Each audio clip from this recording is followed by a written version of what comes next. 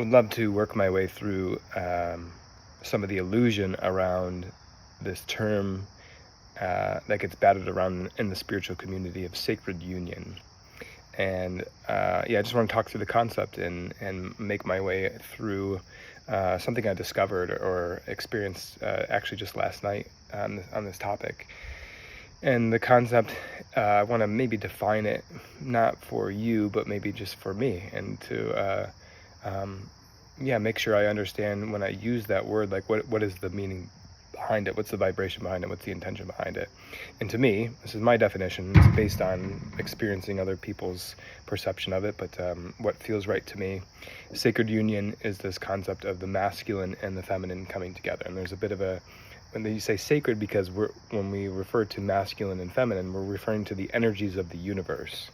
And so if you have this God presence, and just bear with me here. So if God, had the intelligence and the wherewithal to desire to experience itself, then it had to break itself down into smaller pieces or parts that, and this is where polarity comes from. So the original polarity of the universe is the masculine and feminine energy. So masculine being the action, the moving forward, just taking action, and the feminine more of the creative, the expressiveness of it, the softness, the receiving. So whereas the masculine is the doer, the feminine is the receiving, and it takes those two coming together to be able to create what's next after that. So when you talk about sacred union, I think we all have these. We're made up of the same energy. So we have a masculine energy and a feminine energy, whether we're a male, female, or anywhere in between those genders. So a desire for sacred union, I think a lot of people think about it being relationship-wise, with I am the masculine and my sacred union is with my feminine. And that's fine. There's nothing wrong with that. That's something that currently, as I record this video, I desire that. That's something that I would love to experience and engage in life with a sacred feminine partner in this journey.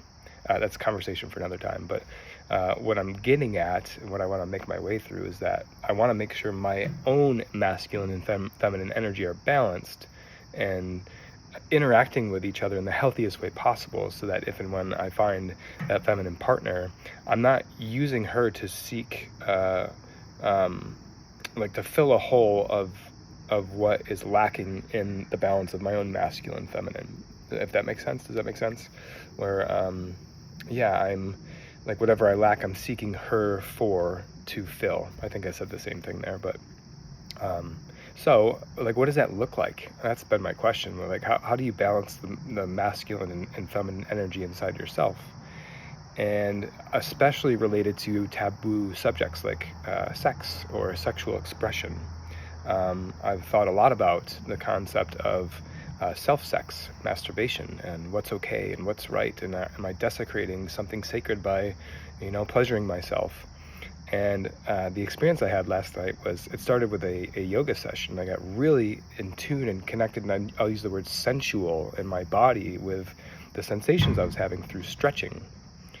And it started to evolve into this deep connection with my body that felt good and didn't necessarily feel good in my private parts, if you will. But what happened was I had the desire to go to that place after or during my session, and to just experience the sensations of what it felt like to touch myself.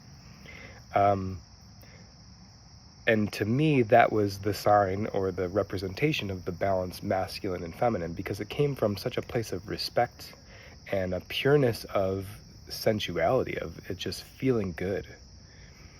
And so that was the indication to me, like, I'm ready for my sacred union, because I don't desire or long for or pine after an attractive image. You can insert pornography here, right? Like what I just described, that I was able to get to myself through stretching and staying in tune with the sensations in my body, we tend to get a quicker hit of that by seeing an image of an attractive woman or watching a video of an attractive woman. a pornographic image or a pornographic video, basically implying, right, that there's an intention behind them trying to arouse you, or you're watching it with the intention to get aroused because it feels good. And that's where we separate. Like, there's nothing wrong with wanting to feel sexual and feel good, but does it matter the way you get there?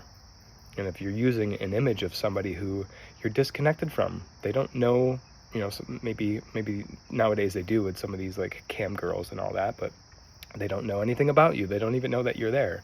You don't know anything about this person other than when you look at them, you feel attracted. You feel a sense of attraction or a sense of pleasure or potential pleasure in your sexual areas. So anyways, that's important to me to qualify the way in which I get there. And I'm starting to get feel into this world of it feels like a purer place. And maybe I'm putting it on a pedestal, but it's important to me to purify how I get to that pure place of sensuality with myself. It has to happen with myself first. And that's why we can't just throw masturbation out the window altogether. There's maybe a pureness that you can arrive to with the way that you get to your self-pleasure experience. And that's what I experienced last night, and I wanted to share that.